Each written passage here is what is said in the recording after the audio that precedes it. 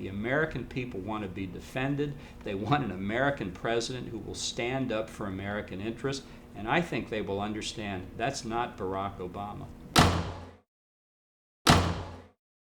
Barack Obama wants us to reset our relationship with Russia.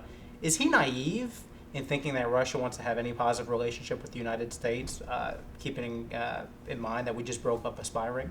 Well, I think he's a very ideological president. I think the naivete is a major complicating factor, but I think he just misunderstands that there are countries in the world that do not have our best interest in heart. The agreement that he reached with the Russians on nuclear weapons is very, very negative for the United States. I think the Senate should reject it without question.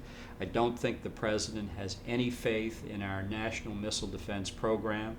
I think that's why he believed that canceling the missile defense sites in Poland and the Czech Republic didn't represent a concession to the Russians, because he fundamentally didn't believe in national missile defense to begin with. And I think what's interesting here, and we don't know all the facts on this spy ring, but it does seem pretty clear that the FBI investigation into it had been going on for quite some time. And I can't believe that the President wasn't briefed on this investigation by the Attorney General. So knowing what we know now about this ring, which I think was an agent of influence ring, not so much to get secrets as to affect American opinion leaders, knowing what we know about it now, for the President, in the face of that operation, to have continued to believe that the Russians wanted a reset shows an ignorance of international affairs that really is appalling. If it were only naivete, we'd be lucky.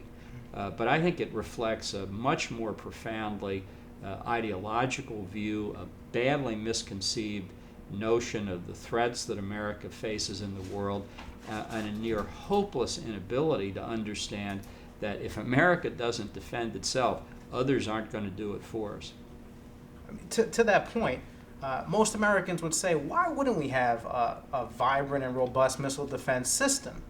Do you think that that Obama is just uncomfortable with America being a superpower and would rather divest power across many different countries around the world? Well, I think that's what his aim is. But let's not forget, during the Cold War, the left in the Democratic Party thought that missile defense was strategically destabilizing, that the ability to defend the United States made us more vulnerable.